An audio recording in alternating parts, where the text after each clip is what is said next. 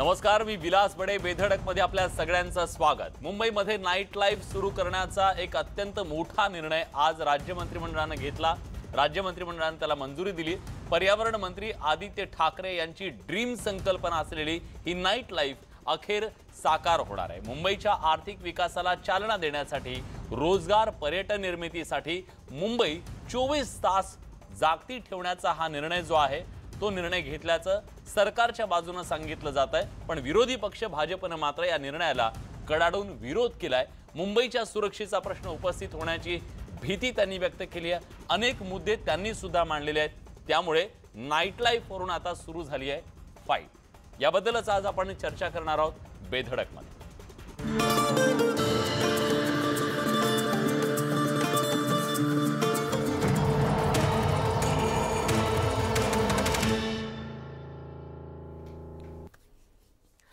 आणि या सगळ्या संदर्भात चर्चा करण्यासाठी आता आपल्या सोबत या विषयाच्या संदर्भातले सर्व मान्यवर पाहुणे आहेत. माजी पोलीस महानिरीक्षक सुधाकर सुराडकर सर हे आता स्टुडिओमध्ये माझ्या सोबत आहेत. भाजपचे प्रवक्ते अवधूत वाघ हे सुद्धा स्टुडिओमध्ये माझ्या सोबत आहेत. त्यांचंही स्वागत. हॉटेल व्यावसायिक तुषार देशमुख हे स्टुडिओमध्ये आहेत. हॉटेल व्यावसायिकांची जी बाजू आहे ती ते मांडतील. आणि सर्वात महत्त्वाचं म्हणजे सरकारने जो हा निर्णय घेतलेला आहे त्यामागची भूमिका विशद करण्यासाठी डॉक्टर नीलम ताई गोरे या आता आपल्या सोबत असणार आहेत. ताई, तुमचंही स्वागत. आणि पुढारीचे न्यूज ब्युरो चीफ उदय तानपाठक हे सुद्धा असतील. त्यांचा दृष्टिकोन या सगळ्या निर्णयाच्या संदर्भातला काय तो सुद्धा आपण जाणून घेणार आहोत. पण सुरुवातीला मला नीलमताईंकडे जायचंय. ताई, 2013ला पहिल्यांदा आदित्य ठाकरे यांनी ही संकल्पना मांडली नाईट लाईफची. खरं तर तुमचं सरकार नव्हतं, म्हणजे तुमचं ऐकणारं सरकार नव्हतं असं म्हणून ते पूर्णत्वात येऊ शकलं नाही. पण आत्ता पहिला मोठा निर्णय आदित्य ठाकरेंनी घेतलेला आहे. हा काय नेमकी भूमिका आहे या नाईट लाईफच्या मागची? काय याच्यासाठी इतका हट्ट धरलेला होता आणि आता तुम्हाला काय साध्य करायचंय? मुळामध्ये मला विलास सांगायला पाहिजे की ज्या वेळेला ही कल्पना मांडली गेली त्यावेळेपासून ह्याला शब्द जो आपण प्रचलित माध्यमांमध्ये किंवा इतरत्र कधीही शिवसेनेने नाईट लाईफ हा शब्द वापरलेला नाही आहे. मुंबई 24 तास, आता हे मराठीमध्ये एकदा परत समजावून सांगते. मी सभागृहात सुद्धा त्यावेळेला बोललेली आहे, तुम्ही सुद्धा मध्ये बाईट घेतलेली आहेत. मुळामध्ये मुंबईसारखी महानगरं ही अतिविशाल महानगरं जशी होत आहेत किंवा व्यापक दृष्टीने विचार केला तर प्रचंड अंतरं वाढत चाललेली आहेत. अशा वेळेला लोकांना, विशेषतः श्रमजीवी लोक असतील, मध्यमवर्गीय लोक असतील किंवा IT सेक्टरमधले लोक असतील, यांच्या कामाच्या वेळा या बदलत चाललेल्या आहेत. विशेषतः जागतिकीकरणानंतर आपण बघतोय की लोकांना रात्रीच्या वेळेला उशिरापर्यंत काम करावं लागतं आणि जे लोक कुटुंबाशिवाय राहतात किंवा कुटुंबात पती पत्नी दोघंही नोकरी करत असतील तर अशा वेळेला केवळ हॉटेल्समध्ये खाण्याचा मुद्दा नाही आहे, आहाराचा मुद्दा नाही आहे, तर खरेदी करण्यासाठी सुद्धा मॉल्स जे आहेत, मग ती अगदी कपड्यांची खरेदी असेल किंवा अन्नधान्याची खरेदी असेल, आपल्याला असं दिसतं की उशिरापर्यंत हे खरेदीची गरज लोकांना भासत असते. दुसरं म्हणजे नाईट लाईफच्या ऐवजी मुंबई 24 तास हा आपण शब्द प्रचलित करावा असं मला जरूर असं वाटतं. कारण एक डोळ्यासमोर नाईट लाईफ म्हटलं की सारखे वाहिन्यांवरून डान्स बारच्या मुली दाखवल्या जातात. अशा पद्धतीची भूमिका कशी शिवसेना घेईल? परंतु एकदा असं आहे ना की जो झोपलेला आहे त्याला जागा करता येतं, ज्यांनी झोपेचं सोंग घेतलंय त्याला जागा करता येत नाही, ही त्याच्यातली वस्तुस्थिती आहे. आणि त्यांच्या सुद्धा डोळे उघडावेत या दृष्टिकोनातून मला आधी सुरुवातीला स्पष्ट करायला पाहिजे की इथे मुंबई शहर कधी झोपत नाही. इथे वेगवेगळ्या शिफ्टमधले लोक काम करतात. आज सुद्धा तुम्ही बघाल शेवटची आपली लोकल 1:30-2च्या सुमाराला जाते आणि पहिली लोकल 5-5:30ला सुरू झालेली असते. आणि याच्यामध्ये 4-4:30ला भाज्या मासळी घेऊन येणारे हे जे कष्टकरी लोक असतात यांना काही नाईट लाईफ म्हणता येईल का? मुळामध्ये ज्या शहरांमध्ये रात्री बेरात्री दिवसभर काम करावं लागतं त्यांची सोय व्हावी म्हणून व्यापक संकल्पना होती की अगदी रेल्वे स्टेशन किंवा याच्या जवळपास सुद्धा विशेषतः खाद्यपदार्थांच्या गाड्या असतील किंवा ही आहार केंद्र चालू असावीत.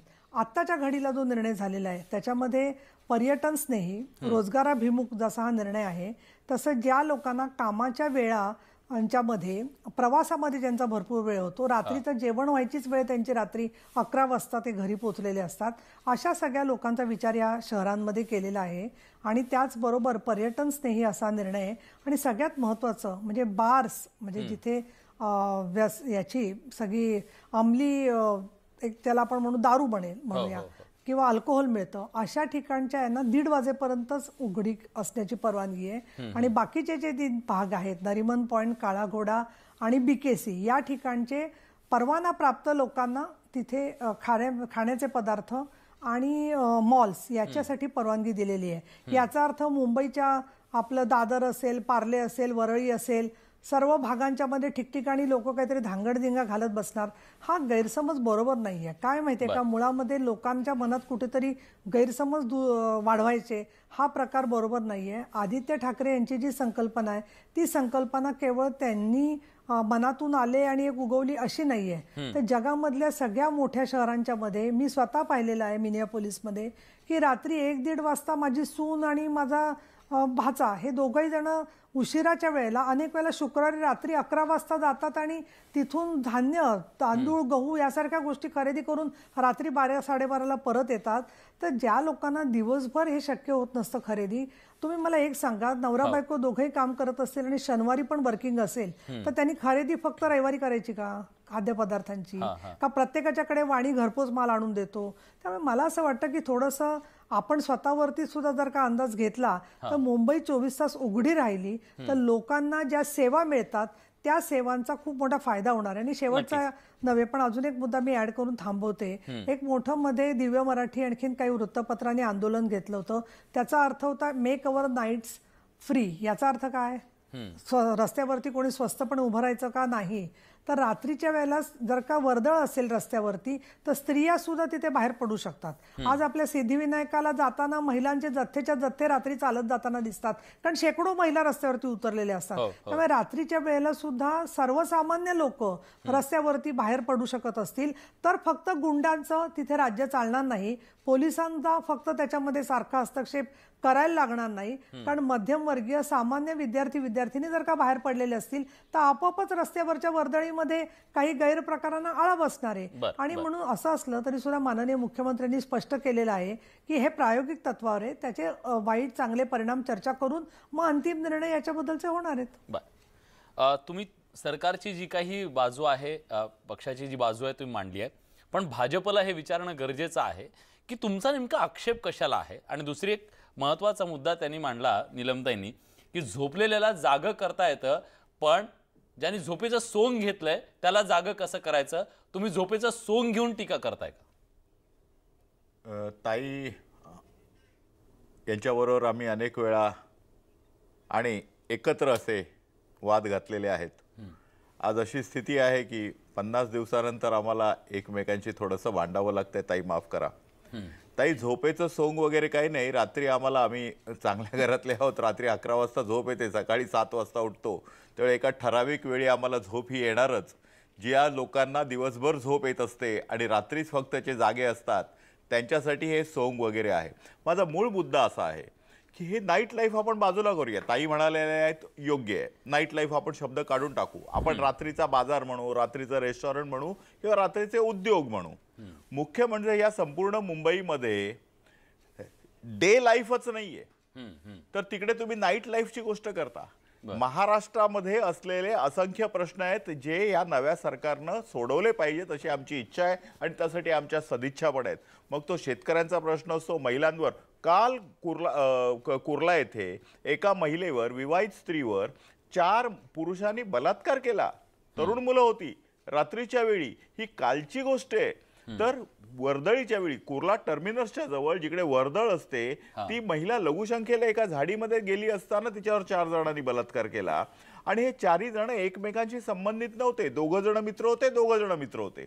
अशा टोळक्यांनी केलेला बलात्कार ही मुंबईमधली वस्तुस्थिती आहे. दुसरा मुद्दा असा की हे कोणासाठी, ही कोणाच्या डोक्यातनं आलेली कल्पना आहे. फक्त नरिमन पॉइंट, काळा घोडा आणि बीकेसी हे सर्व गरिबांची अड्डे आहेत का? तर हे श्रीमंतांच्या लाडावलेल्या मुलांसाठी असलेले हे अड्डे आहेत.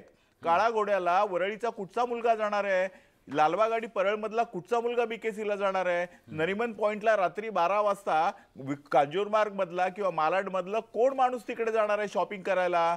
तर तिकडे नरिमन पॉइंटला जर शॉपिंग करायचं असेल तर नरिमन पॉइंट मधली श्रीमंतांची मुलं, काळागोडामध्ये कुलाब्यालामध्ये राहणारी श्रीमंतांची मुलं, आणि बीकेसी तर हे सुनसान असतं. तिकडे रेसिडेन्शियल काही नाहीच आहे, सगळं कमर्शियल आहे. तिकडे कोण खरेदी करायला रात्री जाणार आहे की मला 4 किलो गहू पाहिजेत आणि 2 किलो तांदूळ पाहिजेत? तर हे सगळं भूलतापा आहेत. इथे काय झालेलं एक सांगतो, 1 मिनिटात संपवतो.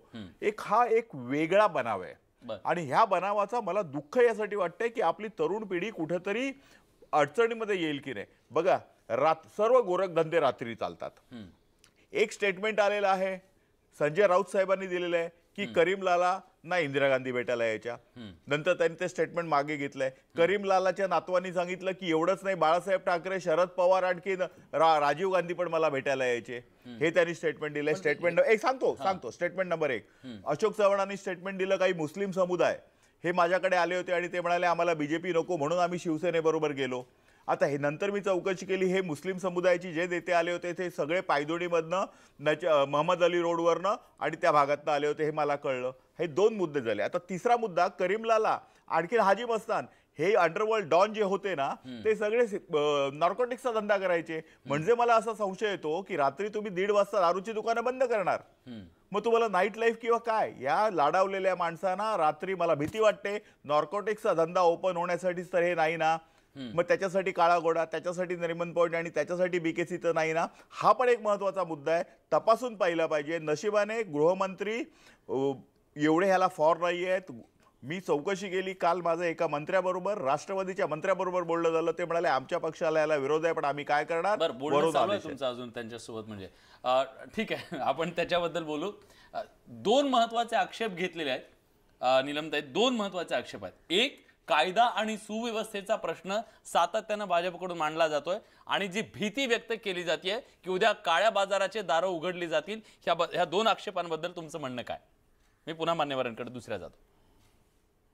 नाही, एक तर पहिली गोष्ट, नार्कोटिक्सचा जो विषय आहे तो खूप गंभीर आहे आणि त्यांची वाटणारी भीती जी आहे त्याच्यात ते वस्तुस्थितीला धरून नाही आहे. यासाठी नाही आहे की नार्कोटिक्सचा जो व्यापार आहे तो संपूर्णपणाने जगात चाललेला आहे, पण तो थांबवण्यासाठी फक्त दिवसा शाळा कॉलेजेसच्या पानपट्ट्यांवर मिळत नाही असं आहे का? नार्कोटिक्स आज आपण बघतोय किती मुलांना व्यसनाधीन केलं जातंय. ते काय नाईट लाईफ किंवा मुंबई 24 तास रात्री बंद असते म्हणून ते अंमली पदार्थ थांबवण्यात आज यश आलंय का? हा एक भाग. दुसरं, कुर्ल्याची घटना अत्यंत दुर्दैवी आहे, संतापजनक आहे, पण तुम्हाला सगळ्यांना लक्षात असेल, इस्थर नावाची मुलगी जेव्हा रात्री ट्रेनमधून आली, तिच्यावरती एका तिथल्या हमालांनी धडक मारून तिच्यावरती बलात्कार झाला. 2016-17ची घटना आहे. त्याच्यानंतर आता त्याच्यावरती केसमध्ये शिक्षा झालेली आहे. तर मुंबईसारख्या शहरामध्ये या घटना घडत आहेत आणि या घटना घडत असताना समाजाची मानसिकतेच्या बरोबर आज CCTNS सारखी सिस्टीम लावण्यात आलेली आहे की ज्याच्यामध्ये आज CCTVवरून सगळं मॉनिटरिंग होऊ शकतं. जे लोक गैर कायदेशीर वर्तन करतायत किंवा समाजकंटक आहेत त्यांच्यावरती बंधनं आणण्यासाठी जसं डिपार्टमेंट आहे त्याचबरोबर समाजाच्या बाकी घटकांचाही उपयोग होऊ शकतो. मला 2 विसंगती दिसत आहेत अवधूत वाघांच्या बोलण्यामध्ये. एक तर पहिली गोष्ट म्हणजे एक कुठेतरी एडिटिंग एखाद्या फिल्मचं चुकीचं व्हावं ना, तसं करीमलाला, काँग्रेस, हे ते सगळे वेगळे त्याच्यावर चर्चा होऊ शकते. आपण करू शकतो चर्चा जी आहे ती त्या सगळ्या विषयांवरती. तो आजच्या चर्चेचा विषयच नाही आहे. पण होतं कसं की खूप धक्का बसला ना एखाद्या माणसाला की मग ते असं काहीतरी सगळे विषय मिक्स करून बोलतात. दुसरं मला असं विचारायचं आहे की रात्री कोण झोपतं, दिवसा कोण जागं राहतं. मला असं वाटतं की सरकारमध्ये जे आहेत त्यांना आजच्या घडीला या सर्व परिस्थितीची जाणीव आहे. मग अवधूत वाघांना असं म्हणायचं आहे का की मग हे जे उच्चभ्रू भाग आहेत त्याच्याऐवजी मुंबईमधल्या कष्टकरी भागांमध्ये किंवा इतर रेल्वे स्टेशनवरती सुरू करावं, तर तसं त्यांनी धडधडून म्हणावं की तुम्ही फक्त प्रायोगिक तत्वावर करू नका, त्याचं सार्वत्रिकीकरण करा. आणि उद्या आपल्याला असं वाटलं की लांब लांबच्या भागांमधून लोकांना तिकडे यावं लागतं आहे. आज काय झालेलं आहे की सगळी हॉटेल्स वगैरे 11-12 वाजता बंद होऊन जातात. मग लोकांना जर का लागलं तर रस्त्यावरच्या गाड्या किंवा पंचतारांकित हॉटेल, मध्यम स्वरूपाचे काही पर्यायच उपलब्ध नाही. आणि ही जी बिघडलेली मुलं वगैरे म्हणताय ना, कुठल्याही मुलांना, मग ती बिघडलेली असोत किंवा कुठली असो, बेकायदेशीर धंदे करण्याचं स्वातंत्र्य नाही आहे. आपण पाहिलं कमला मिल सारख्या प्रकरणामध्ये सुद्धा किती उच्चभ्रू लोक सापडले तरी शेवटी त्यांना शिक्षा होण्याच्या दृष्टिकोनातून जंग त्यावेळेला सुद्धा सरकारला पकडावे सगळे करावे लागले, सभागृहात आवाज उठवावा लागला आणि त्यामुळे पळवाटा कशा काढतात लोक हे काही नवीन नाही आहे आपल्याला. पण याचा अर्थ त्या मुलांसाठी सगळं हे चाललेलं आहे हे मला वाटत नाही. उलट असं आहे की खुल्या दिलानी सगळ्यांनी त्याला जर का सहकार्य दिलं असतं तर सर्वच भागामध्ये आपल्याला करून पाहता आलं असतं. बरं, शेवटी एखादी गोष्ट आपण जेव्हा हाताळतो तर त्याच्यात चुकीचं काय आहे, ज्या क्षणी लोक बाहेर पडतील त्या क्षणी जसं एखादं उधाळलेलं जनावर असतं तसं ते सगळे दारू पीत सुटतील, ड्रग्ज खात बसतील, बलात्कार करत सुटतील. आपला माणसांच्या माणुसकीवरती एवढा सुद्धा विश्वास नाहीये हे मला काही बरोबर वाटत नाहीये. आज सुद्धा रात्री कित्येक लोक परत येतात. प्रत्येक ठिकाणी अशा घटना घडतात असं नाहीये. मुद्दा असा आहे की चांगल्या पद्धतीचं प्रशासन कसं आपल्याला देता येईल हाच असा आहे. तसं सामाजिक भान आणि जबाबदारीतून आपण नवीन प्रयोगांकडे कसं अंमलबजावणी करून याचा सुद्धा भाग आहे असं मला वाटतं. नक्कीच. सुधाकर सुराडकर सर आपल्या सोबत आहेत. सरांनी मुंबईचं सगळं विश्व जवळून बघितलेलं आहे, प्रशासन सगळं बघितलेलं आहे, म्हणून तुम्हाला हा प्रश्न विचारणं खूप क्रमपात्र ठरतं. सर, जेव्हा आज सरकार इतका मोठा निर्णय मुंबईमध्ये घेत आहे, नाईट लाईफ सुरू करत आहे, मुळात आपली व्यवस्था त्याच्यासाठी आज सक्षम आहे का, त्याच्यासाठी तयार आहे का, आणि जर ती तयार नसेल तर त्यांच्यावर किती मोठा ताण. आपण याआधी याच व्यासपीठावर कित्येक वेळा चर्चा केलेली आहे की मुंबई पोलीस सध्या प्रचंड ताणाखाली आहेत, त्यांची व्यवस्था अपुरी आहे. आज हा निर्णय झाला तर त्यांची झोप उडणार आहे का? पहिली गोष्ट एक लक्षात घ्या, ताई म्हणाल्या ते बरोबर आहे, या सर्वांना सरसकट नाईट लाईफ म्हणता येणार नाही. आणि दुसरे याला अनेक पैलू आहेत ते समजून घ्या. सहज मी येताना टॅक्सीवाल्याशी गप्पा मारत होतो तर टॅक्सीवाला म्हणाला की बरं आहे, आम्हाला जास्त काम मिळेल, आम्हाला प्लॅन करता येईल. त्यानंतर सर्वच मॉल, सर्वच दुकानं सर्व उघडी राहतील असं नाही. शेवटी डिमांड आणि सप्लाय ही ज्या ज्या भागात डिमांड असेल तिथे चालेल, नाही तर ते बंद होतील. आणि तिसरं जे म्हणतात ना, मला वाटतं पोलिसांच्या बद्दल लोकांच्या बद्दल फार मोठा गैरसमज आहे. आपल्या इथे सीपींनी 8 तासाची ड्युटी पोलिसांना दिली, ते करू शकले सहज. सर्वांना माहिती आहे, मी सांगायची गरज नाही. तर जे पोलीस उपलब्ध आहेत त्यांचा योग्य वापर केला तर हे प्रश्न हाताळणं काही फार अवघड नाही. आणि एक लक्षात घ्या की आपल्या देशामध्ये चांगल्या लोकांचं प्रमाण जास्त आहे, गुन्हेगाराचं, बदमाशाचं प्रमाण फार नगण्य आहे. आता ही जी चांगली लोक आहेत यांचा तुम्ही वापर का करू शकत नाही, का करू नये? जरूर करावा. त्यांना स्पेशल पोलीस म्हणून नेमता येतं. आता जसं कुठला बार उभा आहे तर बारवाले त्यांची बंदोबस्त करणार की नाही?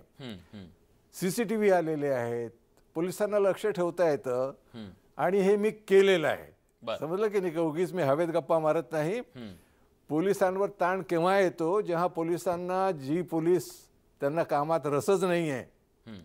आणि फक्त बाकीच्या गोष्टी मी बोलत नाही, पण कामाचा ताण तेव्हाच जाणवतो जेव्हा तुम्हाला तुमच्या कामामध्ये रस नाही. तुमच्या कामात रस नसेल तर त्याचा ताण जाणवतो. पोलिसांच्या परिस्थिती वाईट आहे, घरांची राहण्याची परिस्थिती वगैरे बऱ्याचशा अडचणी आहेत, यात काही शंका नाही. शासन तिकडे लक्ष पण देते आहेत, दूर पण होत आहेत. पण एक लक्षात घ्या की जेव्हा पोलीस हे सक्षम असतील, वेल ट्रेंड असतील आणि शिस्तीने वागत असतील तर आहे त्या उपलब्ध पोलीस हा बंदोबस्त सहज करू शकतात. ठीक आहे. सध्याच्या परिस्थितीत ते शक्य आहे असं तुमचं म्हणणं आहे. उदय तानपाठक सर आता आपल्या सोबत आहेत.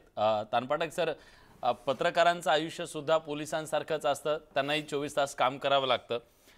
तुम्ही सरकारच्या या निर्णयाकडे नेमकं कसं पाहता? मुंबई तुम्ही जवळून बघितलेली आहे, या मुंबईच्या जगण्यावर किती फरक पडेल या नाईट लाईफचा?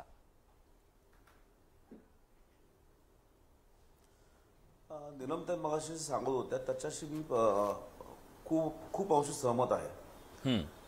हे नाईट लाईफ हा शब्द खरोखर चुकीचा शब्द आहे हा. आणि रात्रीच्या वेळी लोकांना जे काही फिरण्यासाठी म्हणा, पर्यटकांना सुद्धा असेल, नुसतं सामान आणणं किंवा धान्य भरणं हा विषय नसतो. पण शेवटी मुंबई एक आंतरराष्ट्रीय शहर आहे आणि इथे येणाऱ्या पर्यटकांना रात्रीच्या वेळी फिरण्याकरता किंवा त्यांच्या ज्या काही गरजा, अन्न पाणी जे काही खायचं प्यायचं असेल त्याला मजा करण्याकरता एक विशिष्ट भाग असावा. आणि याच्यामध्ये काही गैर नाही मला वाटतं. त्याची योग्य ती खबरदारी मात्र घेतली गेली पाहिजे, सरकारने घेतली पाहिजे ती. कारण असे निर्णय घेताना त्याच्या जे काही साईड इफेक्ट्स आहेत ते होणार नाहीत याची काळजी घेतली पाहिजे. आता मुंबई तशी 24 तास चालूच असते. कारण मुंबईच्या अनेक भागामध्ये तुम्ही गेलात तर रात्री बेरात्री नाक्यावर तुम्हाला चहा मिळतो, पहाटे 2 पासून तुम्हाला नाश्ता किंवा अशा गोष्टी मिळतात. बार तर सुरू असतात, अजूनही रात्रभर सुरू असणारे बार खूप ठिकाणी आहेत. त्यामुळे नाईट लाईफ मुंबईत, नाईट लाईफ ज्याला म्हणतात ते चालू आहे मुंबईचं. रात्र जीवन जे आहे ते काही अंशी 2 किंवा 3 तास बंद असतं, हे खरं आहे. पण पुन्हा पहाटे 2 पासून 3 पासून पेपरवाले, दूधवाले हे सुरू होतं ना. काही दुकानं सुरू असतात रात्रीच्या वेळी. त्यामुळे नाईट लाईफ हा शब्द न वापरता जर चांगल्या पद्धतीने जर ही योजना राबवली गेली आणि जसं मॉलमध्ये म्हणा, मॉल रात्रभर उघडे राहिले, काही ठराविक मॉल असतील जिथे बंदोबस्ताची व्यवस्था आहे, अशा मॉलमध्ये लोकांना जर काही रात्रीच्या वेळी काही शॉपिंग करायचं असतील, काही एखाद्या वाढदिवस असतो, रात्री पार्ट्या करायच्या असतील, दारूच्या नाही, खाण्यापिण्याच्या पार्ट्या म्हणतो तरुण पोरांच्या, या जर असतील तर त्याला काही हरकत नाही असं मला वाटतं. आणि निलमताई म्हणतात ते बरोबर आहे. अशा प्रकारची व्यवस्था पाहिजे. आपण फक्त हे नको ते नको ते नको म्हणून चालणार नाही. त्याला अनुषंगिक ज्या काही खबरदारी ज्या असतात त्या घ्यायला लागतील, त्या करून मात्र हे केलं पाहिजे असं मला वाटतं. नक्कीच. आणि एक भीती अशी सुद्धा व्यक्त केली जाते की आदित्य ठाकरे तरुण आहेत, त्यांनी तरुणांच्या भावना ज्या आहेत त्या व्यक्त केलेल्या आहेत आणि त्याप्रमाणे त्यांनी ते केलेलं आहे. तर त्याचा स्वागत करायला हवं आपण. आणि हा निर्णय मला वाटतं 2017 साली झाला होता, जो विधानसभेत ठराव झाला होता तो. तर ही लक्षात ठेवा भाजपवाल्यांनी. ठीक आहे, तो प्रश्न त्यांना विचारूया. त्याला आणखी काही कंगोरे सुद्धा आहेत, ते सुद्धा आपण त्यांच्याकडून जाणून घेणार आहोत. आणि या नाईट लाईफच्या निर्णयाच्या नंतर रात्रीच्या काळा बाजार कुठे भुकाळणार तर नाही ना, अशा प्रकारची एक शंका सुद्धा उपस्थित केली जाते. चिरीमिरी देऊन आणखी काही उद्योग उघडले जातील का, ही भीती व्यक्त केली जाते. त्याबद्दल सरकारचं नेमकं काय म्हणणं आहे, काय उपाययोजना आहेत आणि हॉटेल व्यावसायिकांना नेमकं काय वाटतंय, खरंच त्यांना संधी दिसते का, जाणून घेणार आहोत ब्रेक नंतर. कुठे जाऊ नका, पहा फक्त न्यूज 18 लोकमत.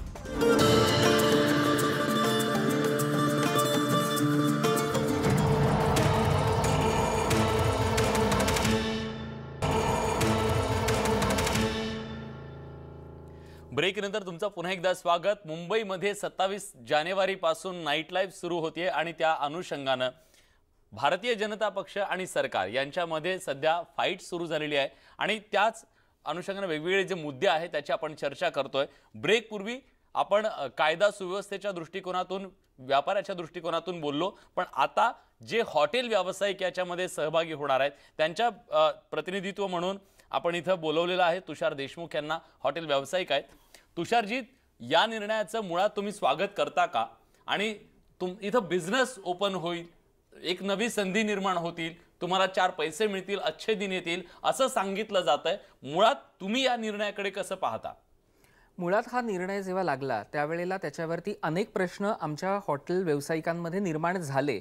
जरी हा एक पॉझिटिव्ह विचार आपण जर केला की नक्कीच प्रत्येकाला जेव्हा 11:30ला आम्ही रेस्टॉरंट आमचे बंद करतो त्यावेळेला जर 12 वाजता कोणी आमच्याकडे आलं तर आमच्या किचनमध्ये स्टाफ नसतो आणि त्यावेळेला आम्हाला त्यांना सांगावं लागतं की किचन क्लोज झालेली आहे. ज्यावेळेला असा विचार येतो की 24/7 तुम्हाला व्यवसाय करायची एक संधी मिळालेली आहे, त्यावेळेला आम्ही जर हॉटेल व्यावसायिकांनी, कारण जे आत्ता जागा उपलब्ध करून दिलेल्या आहेत त्या ठिकाणचे ते रेस्टॉरंट्सवाले नक्कीच त्याची उपाययोजना करणार, कारण त्यांना प्रत्येकाला व्यवसायाची मोठी संधी मिळालेली आहे. हे नक्कीच आहे. कारण होतं असं की सकाळचा मॉर्निंग स्टाफ, दुपारचा स्टाफ, संध्याकाळचा आणि रात्रीचा स्टाफ, त्यामुळे एक फक्त आमच्या सगळ्यांमध्ये जी चर्चा होते ती ह्या गोष्टींची की जसं आपण म्हणतो की जे कमर्शियल आम्हाला सगळीच भाडी भरावी लागतात, मग ती इलेक्ट्रिसिटी असो, आमच्या प्रत्येक रेस्टॉरंटमध्ये ज्या पॉइंट्स आहेत, तर त्याचं बर्डन जेव्हा आपल्याकडे होतं तेव्हा रात्रीच्या वेळेला जे आपण टायमिंग आता म्हटलंय 11:30 नंतर ते पहाटेपर्यंत, अगदी सकाळपर्यंत जेव्हा हे रेस्टॉरंट्स ओपन होणार आहेत त्यावेळेला ती जी भाडी आम्हाला भरावी लागतात त्यावेळेला त्याचा लोड आमच्यावरती जास्त येणार. हा व्यावसायिकांचा एक म्हटलं तर पॉझिटिव्ह पण आहे आणि निगेटिव्ह पण मुद्दा आहे. आणि त्या सगळ्या अनुषंगाने प्रत्येकाला रात्री छोटं काहीतरी खायला पाहिजे असतं. आपण जेवणाची थाळी तर रात्री जेवू शकत नाही म्हटल्यावरती छोटे छोटे आउटलेट्स जे आहेत त्यांना नक्कीच डेफिनेटली ह्याचा बेनिफिट होईल. पण जसं मी म्हटलं की तशा उपाययोजना ह्या सरकारकडनं अपेक्षित आहे आणि मला खात्री आहे की सरकार ह्याच्यावरती नक्कीच उपाययोजना करेल, कारण प्रत्येकाला दोन्ही साईड जे आपण म्हणतो नाण्याच्या दोन्ही बाजू तसे आता आहेत की जर संधी उपलब्ध करून दिली तर त्या दृष्टीने हॉटेल व्यावसायिकांचा जर विचार झाला तर त्यांचा बेनिफिट डेफिनेटली होऊ शकतो. आणि दुसरी बाजू की जर ते नाही घडलं तर मग हॉटेल व्यावसायिकांना 11:30च्याच बारला तो बंद करून मग पुढचा स्टाफ कसा मेंटेन करायचा, कारण पुन्हा तेवढंच डबल बर्डन हे सगळ्याच दृष्टींचं येतं. मग तो स्टाफ असो, तर इलेक्ट्रिसिटी असो किंवा अजून काही गोष्टी असतील. भाजप विरोध करते या सगळ्या गोष्टींचा, तेव्हा या गोष्टी त्यांना सांगणं गरजेचं आहे की हॉटेल व्यावसायिकांना त्याच्यात संधी दिसतेय. काही लोकांना रोजगार तिथं मिळू शकतो, कारण वेगळ्या पद्धतीनं तिथं शिफ्ट सुरू होतील आणि स्टाफ वाढवावा लागेल त्यांना. आर्थिक आणि रोजगाराच्या दृष्टीनं सुद्धा काही तिथं संधी जर त्यांना दिसत असतील. आणि दुसरं सगळ्यात महत्त्वाचं म्हणजे आज सुद्धा अनधिकृतपणे काही गोष्टी घडत असतात. त्याला जर अधिकृत केलं तर मग बिघडलं कुठे, चूक काय त्याच्यात? अवधूतजी, बघा, चूक आणि बरोबर हे नंतर पुढचं भविष्य ठरेल. विलास, परंतु मला आम्हाला बोलायचं मुख्य म्हणजे सर्वात मोठा जो प्रॉब्लेम आहे तो कायदा आणि सुव्यवस्थेचा. रात्र ज्यावेळी होते त्यावेळी एखादा नरिमन पॉइंटचा, जिकडे तुम्ही हे जे नाईट लाईफ म्हणताय, सॉरी आपण तोच शब्द वापरून पुढे जाऊ, मला त्या नाईट लाईफमध्ये काय वेगळा अर्थ काढायचा नाहीये.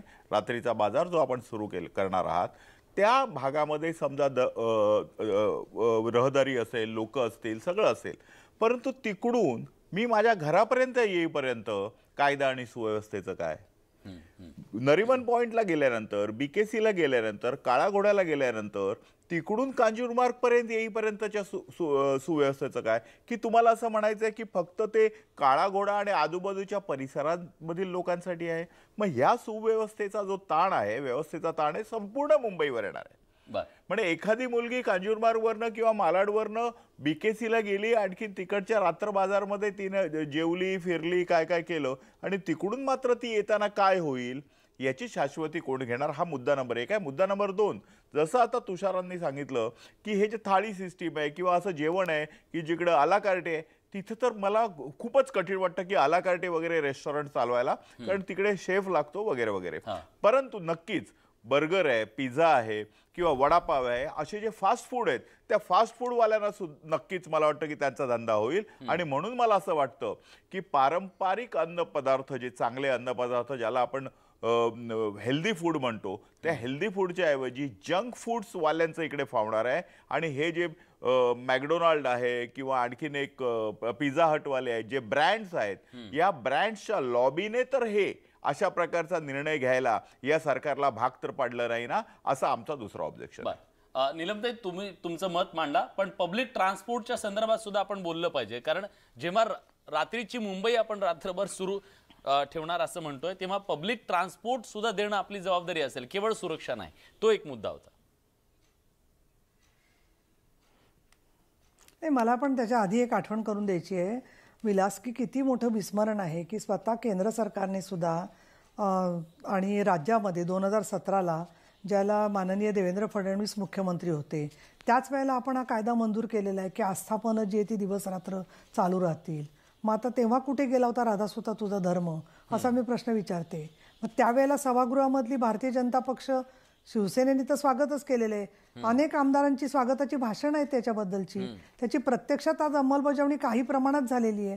त्यामुळे हा, आणि त्या उलट मला इथे सांगायला पाहिजे मुद्दामून की त्यावेळेला आदित्य ठाकरेंनी स्वतः मोदी सरांचं अभिनंदन केलेलं आहे. केंद्र सरकारने पण हा कायदा मंजूर केलेला आहे की दिवस रात्र आस्थापनं जी ती उघडी राहतील म्हणून. आणि आता ते लागू केल्यानंतर सगळं तुम्हीच विसंगती दाखवताय सगळी याच्यामधली जी आहे ती. मग त्यावेळेला का बरं स्वागत केलेलं आहे या गोष्टीचं जे आहे ते एक भाग. दुसरं ट्रान्सपोर्टचा मुद्दा आहे, तो महत्त्वाचा आहे. परंतु जे लोकांना तिथे पोचायचं आहे, एक तर त्या भागामध्ये राहणारे जे लोक आहेत जवळपासचे जे आहेत, इतरांना आपल्याला माहिती आहे की ओला किंवा बाकीच्या ज्या टॅक्सीज आहेत त्यांच्यावरती आता सातत्याने प्रयत्न चाललेला आहे की ते देखील ऑनलाईन जोडले जावे, त्यांच्या GPS मार्फत मॉनिटरिंगच्या यंत्रणा असाव्यात. हा त्याच्यातला भाग आहे. आणि त्याखेरीज मला तर स्वतःला अजूनही असं वाटतं की यामध्ये जे लोक जातील तर त्याच्यात आजही म्हणजे ते एकट्या मुलींना जाण्याच्या संदर्भात अजूनही आपल्या समाजात तेवढं काही प्रमाणात मुली जातात, नाही असं नाही, पण बहुतेक वेळेला संमिश्र स्वरूपाचा ग्रुप असतो की ज्याच्यामध्ये मित्रमैत्रिणी किंवा सगळे एकत्रितपणे जात येत असतात. आणि तेवढी स्वतःची जबाबदारी जी आहे, आता त्याच्यात रात्री 2 वाजता जाणाऱ्या मुलींना पण आवश्यकता लागली तर आता पोलिसांनी सोडायचं का काय करायचं त्याचा वेगळा विषय करायला लागेल. परंतु आज अनेक मुली एकट्या ड्रायव्हिंग करतात, जातात आणि मुंबईसारख्या शहरामध्ये त्या पोचतात सुद्धा. गरीब बायका ज्या आहेत त्यांना तेवढं समाजाचं संरक्षण नाही आहे, त्यांचा जसा प्रश्न आहे तसं ट्रेन रात्री बंद असतात, बसेस रात्री बंद असतात. आता जेव्हा त्याला प्रतिसाद मिळेल आणि आमचे जे आता हे विरोध करणारे जे आमचे म्हणेन की निंदकाचे असं घरं असावे शेजारी, तसं त्यांच्या मुद्द्यांवरती जेवढी उत्तरं समाजाकडून मिळतील तेव्हा त्याच्यातून एक एक करून मार्ग काढता येईल असं मला वाटतं. त्यामुळे हा प्रश्न ट्रान्सपोर्टच्या संदर्भात आता कसं आहे माहिती आहे का, एका बाजूला ट्रान्सपोर्ट उपलब्ध करून दिला की आपण म्हणणार की आपण ते अजून पॉप्युलर करतोय. अजून एक विलासमाला महत्त्वाचा मुद्दा मी काही लोकांच्या टीकेत ऐकतेय की प्रमोद नवलकरांनी भटक्याची भ्रमंतीमध्ये जे लाईव्ह दाखवलं ते तुम्हाला सुरू करायचं का. अहो, त्यांनी ज्या काळात पुस्तकं लिहिलेली आहे 70-80च्या सुमाराला, तर त्या पुस्तकांच्या मध्ये कोणाचं त्यावेळेला सरकार होतं, तर त्या सरकारच्या मध्ये कुठलंही सरकार आलं किंवा गेलं तरी मुंबईचं जे एक ज्याला आपण म्हणू की एक वेगळ्या प्रकारची पर्यायी मुंबई ही अशी अनेक प्रकारांनी धगधगत होती, जगत होती, ते सुरू करण्याच्यासाठीचा हेतूच नाही ना. उलट आपण जितकी सामान्य माणसं खुलेपणाने बाहेर येतील. आणि दुसरं मला असं वाटतं की त्या ज्या अंधाऱ्या गल्ल्यांच्या मधलं जे आयुष्य आहे, आज मुंबईमध्ये आपण बघतोय की जागा आणि इतर प्रश्नांमुळे संपूर्ण रेड लाईट एरियाचं सुद्धा स्वरूप बदलत चाललेलं आहे. कॉलगर्ल्सची कितीतरी रॅकेट पकडली जात आहेत. आणि म्हणून मला असं वाटतं की एक कुठेतरी काहीतरी पराचा कावळा करून त्याला लावायचा आणि त्याच्यानंतर आपण लोकांची दिशाभूल करायची, हे बरोबर नाहीये. प्रत्येक घरामधली जी माणसं जातात ती रात्री जेवायला जातात, ती धांगडधिंगा करून दुसऱ्याला त्रास होण्यापेक्षा स्वतःच्या आनंदात मग्न होण्यासाठी सुद्धा लोक जात असतात. आणि त्याचबरोबर त्याचे बरेचसे माझं असं म्हणणं त्याचा अवडंबर करू नये कुठल्याही गोष्टीचा, ही स्वागतार्ह गोष्ट आहे. दुसरं, लोक जेव्हा येतात तर नाईट बाजार आम्ही इतर ठिकाणचेही पाहिलेले आहेत, पण त्या नाईट मार्केटमध्ये लोक काय विकत घेतात मी स्वतः पाहिलेले आहे. त्याच्यामध्ये महिला सुद्धा बँकॉकमध्ये ज्या फिरत असतात त्या आलेल्या टुरिस्ट बायका कपडे विकत घेत असतात, शूज विकत घेत असतात. त्यामुळे नाईट बाजार हा शब्द सुद्धा नाही, मुंबई 24 तास हा शब्द योग्य आहे आणि त्या शब्दामधून व्यवस्थित अर्थ ध्वनित होतो असं मला वाटतं. म्हणून त्याचा कुठेतरी विपर्यास कळत नकळत करू नये, जेणेकरून लोकांना एक छोटासा दिलासा काही मिळणार असेल तो सुद्धा आपण त्याच्यावरती सावट आणल्यासारखा प्रयत्न केला जातोय का काय, शब्दाचा बाण लागला इकडे. प्रत्युत्तर येत आहे. ताई, आम्ही तुमचे निंदक नाही आहोत, आम्ही तुमचे शुभचिंतक आहोत. त्यामुळे कोणाचा तरी बालहट्ट पुरविण्यासाठी तुम्ही घेतलेला एखादा निर्णय तुमच्या अंगलट येऊ नये म्हणून आम्ही शुभचिंतकाचं काम करतो. पण तुम्ही म्हणालात ते सत्य आहे, निंदकाचे घर असावे शेजारी, म्हणून तुमच्या घराच्या डाव्या बाजूला राष्ट्रवादी आणि उजव्या बाजूला काँग्रेसचे बंगले आहेत.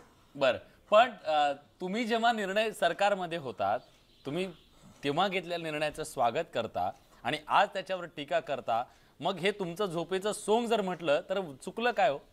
त्यावेळी जो निर्णय घेतला आहे तो आदित्यजी आणखी उद्धवजी यांच्या दबावाखाली घेतला आहे. आणि तुम्ही 5 वर्षाच्या मागे जर गेलात तर 5 वर्षाच्या मागे, ताई मला बोलू देत नाही 1 मिनिट, 5 वर्षाच्या मागे ज्या राष्ट्रवादी आणि काँग्रेसवर शिवसेनेने टीका केली त्यांच्या मांडीला मांडी लावून आज बसलेले आहेत. शिवसेनेने आपला निर्णय जर फिरवला तर तो योग्य, आणि काल जर चूक झाली आणि आज आम्ही ती रिपेअर करत असू तर तो अयोग्य, असं काही करता येणार नाही. आणि म्हणून मला असं वाटतं की त्यावेळी जो निर्णय घेतला होता तो शॉप अँड एस्टॅब्लिशमेंट ॲक्ट संबंधी घेतला होता.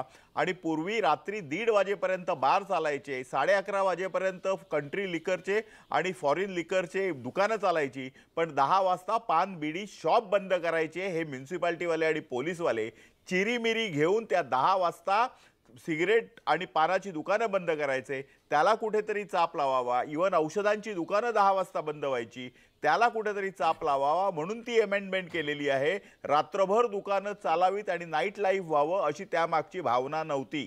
बरं, मी आता एक छोटासा प्रश्न विचारतो. तुम्ही राजकीय मजबुरीतून तो निर्णय घेतला होता, दबावातून म्हणताय.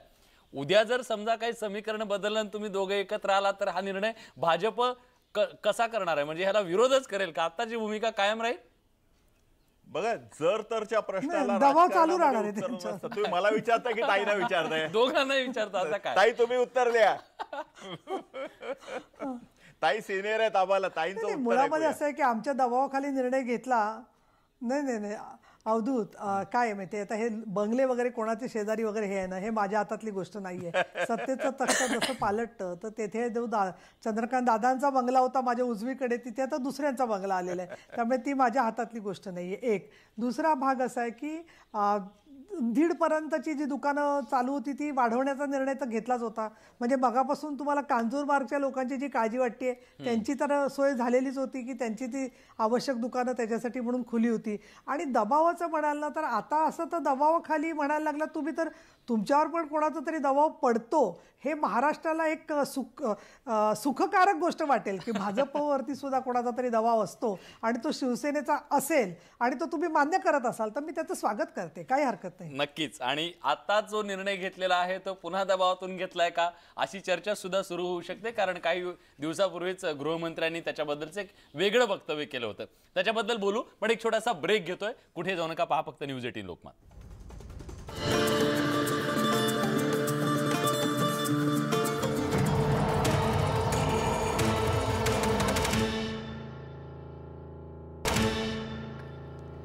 ब्रेक नंतर तुमचं पुन्हा एकदा स्वागत. मुंबईमध्ये जी नाईट लाईफ सुरू करण्याचा निर्णय घेण्यात आलेला आहे, मंत्रिमंडळानं त्याला मंजुरी दिलेली आहे. त्या अनुषंगानं जे वेगवेगळे मुद्दे समोर येत आहेत त्यावर आपण चर्चा करतोय. मला उदय तानपाठक सरांकडे जायचंय. तानपाठक सर, प्रायोगिक तत्वावर ही योजना म्हणा, हा कार्यक्रम जो काही आहे मुंबईमध्ये तो सुरू होईल आणि नाईट लाईफ सुरू होईल, पण यात काही अशी ठिकाणं, मोजकी ठिकाणं आहेत ज्या ठिकाणी हे नाईट लाईफ सुरू असणार आहे. याच्या आधी जो निर्णय झाला होता 2017ला, तो सुद्धा मुंबईतली अनेक ठिकाणी दुकानं सुरू राहावीत असा निर्णय घेतला होता. त्यातलं अपयश काय होतं नेमकं आणि आत्ताच्या या निर्णयामधल्या उणीवा नेमक्या काय? नाही, मुंबईत असं आहे की 17 साली जेव्हा जो कायदा झाला त्यावेळी जो तो इम्प्लिमेंट झालेला नाही आहे, तुम्ही लक्षात घ्या. मगापासून जे अवधूत वाघ उल्लेख करतात कांजूरमार्गचा, विक्रोळीचा किंवा त्या मध्यमवर्गीय भागांचा, तिथे रात्री बेरात्री कुठलीही दुकानं उघडीत असतात. जेव्हा शॉप अँड एस्टॅब्लिशमेंट ऍक्टमध्ये सुधारणा झाली तरी पण ते कोणी हे अंमलात आलेलं नाही. ती हा एक भाग. आणि दुसरं, ज्या ज्या भागामध्ये आता ते हे सुरू होणार आहे, रात्र जीवन म्हणा किंवा काय मुंबई 24 तास म्हणा, या सगळ्या भागामध्ये हा मध्यमवर्गीय माणूस जेव्हा येईल तेव्हा मगाशी जो विषय निलंबतांनी सुरुवातीला केला होता शॉपिंग बद्दलचा, मध्यमवर्गीय माणसाला किंवा खरेदी कुठली करणं सोपं जावं म्हणून, तो नंतर फक्त मर्यादित झाला. तो फक्त हॉटेलिंग पुरता झाला. खाणं किंवा मजा या एवढ्यापुरता मर्यादित तो चर्चेपुरता आला तो. तसं न होता लोकांना शॉपिंग करणं मुख्य तो भाग आहे. सोय म्हणून एक तो राबवला जाणं आणि पर्यटकांसाठी एक वेगळा अनुभव, या दोन गोष्टी त्या आल्या पाहिजेत. आणि दुसरी गोष्ट की रात्रभर ट्रान्सपोर्ट सुरू व्हायला पाहिजेत. तुम्ही 3 तास 4 तास जे बंद असतात ते 1 तास बंद ठेवा खरं तर. पण कुठल्याही बसेस म्हणा किंवा पब्लिक ट्रान्सपोर्ट जो आहे, हे टॅक्सी आणि उबेर आणि ओला आणि या सगळ्या गोष्टी आहेत, यापेक्षा बेस्टच्या बसेस सुरू ठेवा रात्री त्या भागामध्ये. किंवा अन्य ठिकाणी रेल्वे रात्रीची एखादी मध्यरात्रीची ठेवा सुरू, जशी अंगारकीच्या दिवशी ठेवतो आपण किंवा 30 बसला ठेवतो तशी रात्रीची रेल्वे सुरू ठेवा लोकल, तर लोकांना ते येता येईल तिकडे त्या भागामध्ये. नाहीतर रात्र जीवन हा कागदावर कायदा होईल, लोकांनी तिकडे आलं पाहिजे. नाहीतर अनेक ठिकाणी हे नाईट लाईफच्या ऐवजी ते बाकी ठिकाणी बार चालू असतात, पब चालू असतात आणि ते वेगळंच टाईट लाईफ वेगळं असतं ते, आणि पूर्ण रात्रभर सुरू असतं. हे कुठे लपून राहिलेलं नाहीये. पोलिसांना हप्ते देऊन पोलीस हप्ते घेतात, त्या भागातल्या पूर्ण वरिष्ठ अधिकाऱ्यापर्यंत ते हप्ते पोहोचतात. आणि अनेक ठिकाणी मी स्वतः पाहिलेलं आहे की रात्री बेरात्री पोलीसच बाहेर बंदोबस्ताला उभे असतात आणि रात्रभर तो डान्स बार म्हणा किंवा अन्य कुठला बार तो उडा असतो, चालू असतो आतमध्ये. खूप गंभीर या गोष्टी थांबल्या पाहिजेत ना. या बाबी खूप गंभीर आहेत. या बाबींचा विचार होणं गरजेचं आहे. या बाबींचा विचार होणं गरजेचं आहे. आणि सातत्यानं तो मुद्दा सगळेजण मांडतायत की निर्णय जरी चांगला असला तरी अंमलबजावणीमध्ये ज्या अडचणी येतात. सुराडकर सर, हा अनुभव काही फार नवीन आताच असं काही घडेल असं नाही. आजपर्यंत जे घडत आलंय तेच आहे. या निमित्तानं पुन्हा भ्रष्टाचाराचं एक नवं कुरण इथल्या व्यवस्थेला मिळणार नाही, याची काळजी घेणं सुद्धा तितकंच गरजेचं आहे. ही काळजी घ्यायला पाहिजे, यात काही शंकाच नाही. पण एक जे वारंवार पोलिसांबद्दल बोलतायत ना, एक लक्षात घ्या, पोलिसांमध्ये भ्रष्टाचार आहे हे वास्तव आहे, कोणी नाकारू शकत नाही. पण जो अनुभव आहे तो असा आलेला आहे की जे मोठे मोठे वरिष्ठ पोलीस अधिकारी आहेत त्यांना वाचवणारे पुढारीच आहेत, त्यांना हिरो बनवणारे पत्रकारच आहेत. मुंबईच्या इतिहासात एक गोष्ट आहे जिथे फार एक मोठा पोलीस अधिकारी आहे ज्याच्यावर नोकरीत लागल्यापासून भ्रष्टाचाराचे आरोप होत होते, आणि नंतर जेव्हा अँटी करप्शनने त्यांच्या विरुद्ध रिपोर्ट पाठवला तर शासनाने एक IAS अधिकाऱ्याला नेमणूक केली की ती रिपोर्ट ACBचा बरोबर आहे की नाही ती क्लोज फाईल केली. एक ACBचे डायरेक्टर होते जे भ्रष्ट म्हणून कुप्रसिद्ध होते. रिटायर झाल्यानंतर त्यांचं पेन्शन बंद झालं.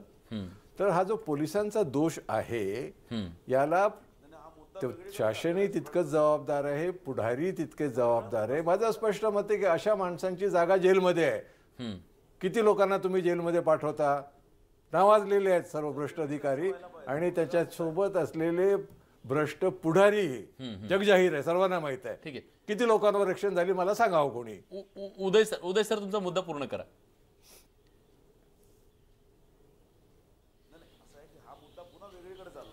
सुराडकर साहेब जे सांगतायत त्याच्यावर वेगळी चर्चा घ्यायला पाहिजे. पोलिसांचा भ्रष्टाचार हा मुद्दा नाहीच आहे.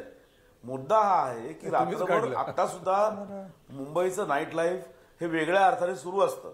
खरंय की जे सुरू असायला नको असं अनेक ठिकाणी हे चालू असतात, बार चालू असतात, हे लेडीज सर्व्हिस बार असतील, डान्स बार असतील, रात्रभर सुरू असतात ते. कुठेही बंद झालेले नाहीत आणि त्याला बाहेर सगळ्या सरकारच्या काळात असतात. लोकांना माहिती आहे. सगळ्या सरकारांच्या काळात असतात सगळीकडे. तर का ह्या नाही त्या सरकारचा काही संबंध नाही त्याशी. हा सरकारचा संबंध नाही. कुठलंही सरकार सांगत नाही की हे करा म्हणून तुम्ही. ही यंत्रणा राबत असते, ती चालू असते ती. त्यामुळे विषय फक्त एवढाच आहे की पोलिसांचा भ्रष्टाचार हा विषय नाहीये, तर ती यंत्रणा आणि ती सिस्टीम ही सुरू असते असं माझं म्हणणं आहे. पण भ्रष्टाचारावर बोलायचं तर खूप बोलता येईल पोलिसांच्या, नाही असं नाहीये, सगळ्यांच्याच बोलता येईल. मुद्दा आहे सर, मुद्दा फक्त हाच आहे की मुद्दा तोच आहे की या निमित्तानं भ्रष्टाचाराचं एक नवं कुरण मिळू नये आणि ते तयार होऊ नये. हे पहा, जेव्हा नवीन कायदा होतो तेव्हा त्यातल्या पळवाटा आधी तयार होतात आणि मग कायदा केला जातो. तशा पळवाटा यालाही तयार केल्या गेल्या असतील आणि नंतर तो कायदा बनवला गेला असेल. त्यामुळे ते जे कुरण जे आहे ते ऑलरेडी तयार असणारच. फक्त चरणारे किती असतील त्या कुरणामध्ये हा फक्त विषय आता राहील. बाकी एक ह्याच्यामध्ये मला जे थोडस गांभीर्याने घेतलं पाहिजे. काही वर्षापूर्वीची गोष्ट आहे, मी मुद्दाम त्या पक्षाचं नाव घेत नाहीये. एक मोठ्या महाराष्ट्रातल्या अतिशय महत्वाच्या पक्षातल्या महत्वाच्या नेत्याचा मुलगा, त्यावेळी पनवेलमध्ये, न्यू पनवेलमध्ये हे रात्रंदिवस धिंगाणा होता. उदयजींना माहिती असेल, सर्व डान्स बार तिकडे चालू असायचे. तो मुलगा रात्री नाईट लाईफ करून पुण्याला जात असताना एकदम तरुण मुलगा आपल्या सहकाऱ्यांसह खंडाळ्यामध्ये ऍक्सिडेंटने वारला. तर त्याच्यामुळे असे नाईट लाईफ किंवा अशा प्रकारचं जे रात्रंदिवस किंवा 24 आवर्स मुंबई जे काय म्हणायचं ते म्हणा, हे कोणाच्या तरी जीवावर बेतणार नाही ना. याच्यामुळे तरुण आहेत मुलं, त्यांच्यामध्ये उत्साह असतो, आणखीन काहीतरी दुसरं वाईट होऊ नये ना, याच्यासाठी जरा आपल्याला सर्वांनी, आपण सगळे मॅच्युअर्ड आहोत, कुठेतरी विचार करण्याची गोष्ट आहे. आपल्या हातातोंडाशी आलेला मुलगा अशा तऱ्हेने खंडाळ्यामध्ये जाणं, एवढ्या मोठा नेता आहे, नाव नाही मी सांगत, प्रायव्हेटली सांगेन, खूपच वाईट. अवधूतजी, मला एका गोष्टीची कमाल वाटते, म्हणजे माफ करा, पण तुम्ही सांगताय की हे जे नाईट लाईफ आहे, हे नाईट लाईफ चुकीचं आहे, हे एका बाजूला तुम्ही सांगताय. पण जेव्हा तुमचं सरकार होतं तेव्हा तुमच्या सरकारच्या काळात सुद्धा गृहमंत्री तुमचे असताना हे जे राजरोसपणे नाईट लाईफ सुरू होतं ते बंद करावं, ह्याच्यासाठी कधी मोहीम उघडलेली आम्हाला दिसली नाही हो. असं का? नाही, बघा, ज्यावेळी आमचं शासन होतं, मुख्यमंत्री आमचे होते, गृहमंत्री आमचे होते, त्यावेळी मुंबईमध्येच नव्हे तर महाराष्ट्रामध्ये कायदा आणि सुव्यवस्था संपूर्णपणे कंट्रोलमध्ये होती. जी गेल्या 50 दिवसामध्ये तुम्हाला दिसत नाहीये, ती संपूर्ण कंट्रोलमध्ये होती. इकडे स्त्रियांवरच्या अत्याचाराचे पर्सेंटेज कमी आलं होतं, ऍक्सिडेंटचे प्रमाण कमी आले होते, सगळंच कमी होतं, वाहतुकीमध्ये चांगले निर्बंध आले होते, आणखीन या सर्व अनधिकृत बार आणि दुकानांवर चाप बसवला होता. आणि जे शक्य होतं तेवढं नक्कीच झालं होतं. नीलमताई, नाही, आता काय माहितीये का, मला ते आता सगळे पूर्वीचे विधान परिषदेतले सुद्धा आम्ही नागपूरमधली अपहरणाची प्रकरणं असतील किंवा अनेक गोष्टींच्या मध्ये आम्ही ते समोर आणलेले. कोपर्डीची घटना कोणाच्या काळामध्ये झाली आपल्याला माहिती आहे. प्रश्न असा आहे की सरकारचा प्रत्येक बाबतीत जसा दोष नसतो तसा महत्त्वाचा त्याच्यातला भाग आहे की मोहिमा वगैरे काढण्याच्या मध्ये काही मोहिमा, उदाहरण मी सांगेन, हे सरकार का ते सरकार प्रश्न नाही आहे.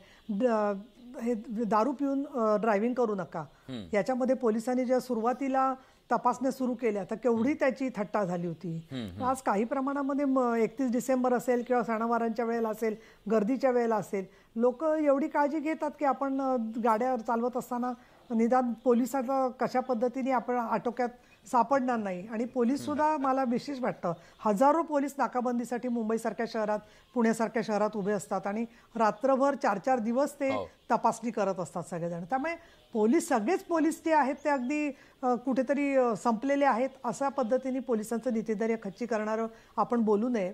दुसरा त्याच्यातला भाग असा आहे की समाजाच्या घटकांना, मगाशी सुराडकर जसं म्हणाले, त्यांना त्याच्यात सहभागी करून घेतलं. आणि उदयतान पाठकांचा जो मुद्दा होता की इतर सर्वसामान्य लोकांना उपयोगी होतील अशा सेवा सुविधांचा जर का त्याच्यात सार्वत्रिक असा सहभाग झाला तर याच्यामधून आपल्याला एक चांगल्या प्रकारचं मनुष्यबळ वापरण्यासाठी सुद्धा उपयोग होऊ शकतो, रोजगाराचा उपयोग होऊ शकतो. प्रत्येक बाबतीमध्ये आपण वाईट एवढं शोधत बसायचं म्हणजे एवढा आपला समाज आपण घातक विचाराचे आहोत का याच्याबद्दल सुद्धा विचार केला पाहिजे. आणि दुसरं, अवधूतला मला असं वाटतं की एवढं घाबरू नका हो, तुमचं आडनाव पण वाघ आहे ना, प्रत्येक जण बारमध्ये जाणार आहे असं काय आहे का? त्याच्यामुळे मी असं म्हणेन की या सगळ्या विषयाच्या मध्ये आपण एकदा त्यांना संधी दिली कामाची, सगळेच जण वाईट असणार नाहीत, गरीब मध्यमवर्गीय माणसं असतील, जेवढं ते आपल्या अंगवळणी पडतील काही गोष्टी तसं त्याच्यामधून आपल्याला काही चांगलं घडलेलं दिसेल असा सकारात्मक दृष्टिकोन ठेवावा असं मला या ठिकाणी आवाहन करावंसं वाटतं. मी शेवटची कमेंट घेण्यासाठी उदय तानपाटक सरांकडे जातोय. तानपाटक सर, आव्हानं बरीच आहेत, निर्णय जरी चांगला असला, अनेक जण त्याचं स्वागत करत असले तरी आव्हानं जास्त कठीण आहेत, त्याचा सुद्धा विचार सरकारला करावा लागणार आहे. शेवटची कमेंट. अर्थात तो विचार करावाच लागेल आणि तो केला पाहिजे, तो केला गेला असेल अशी अपेक्षा आपण करायला हरकत नाहीये. कारण अशा प्रकारचे जेव्हा नवीन कायदे, नवीन सिस्टीम आपण आणतो त्यावेळी त्याचे साईड इफेक्ट काय होऊ शकतात याच्यावर ती यंत्रणा जेव्हा तो कायदा तयार करत असते किंवा तो निर्णय घेत असते त्याच्यावर आधी विचार विमर्श केला जातो. आणि तसं तो केला गेला असेल, कारण आपण आता इथे बसून चर्चा करतोय, प्रत्यक्षामध्ये अनेक निर्णय त्याच्यामध्ये जे घडलेले असतील, झालेले असतील, हे आपल्याला माहिती नसतील. तर तो तसे झाले असतील, चांगले असतील तर फार चांगली गोष्ट आहे ती, त्याचं स्वागत आपण केलं पाहिजे. आणि हे पुन्हा इथं सांगतो की नाईट लाईफ किंवा हे जे मध्यरात्रीची मुंबई असेल म्हणा, जे काय असेल, हे याचं आपण स्वागत करावं, नवीन काळाशी सुसंगत असं असावं, फक्त त्याची खबरदारी घेतली गेली पाहिजे. आणि निलमताई, त्यांचं आडनाव वाघ आहे, त्यांचं नाव अवधूत हे लक्षात ठेवा तुम्ही. नक्कीच. आणि आज या चर्चेच्या अनुषंगानं वेगवेगळे मुद्दे समोर आलेले आहेत. सरकार एक विचार, एक कायदा घेऊन जर समोर आलेला असेल तर मुंबईसारख्या शहरामध्ये जो कोट्यवधी लोकांच्या जगण्याशी संबंधित हा विषय आहे, त्यामुळे त्याचे नेमके इथल्या माणसाच्या जगण्यावर काय परिणाम होणार आहेत याचा आपण सर्वांगीण विचार करत होतो. वेगवेगळे मुद्दे आले, त्या मुद्द्यांचा सरकार सुद्धा विचार करेल. अंमलबजावणीच्या दृष्टीने जे धोके आहेत त्याबद्दलचा सुद्धा विचार करेल. सुरक्षेचा प्रश्न आहे त्याबद्दल सुद्धा विचार होईल अशी आशा करूया. आजच्या या चर्चेमध्ये आपण वेळ दिलात, आपली भूमिका मांडली, त्याबद्दल सर्व मान्यवरांचे मनापासून आभार.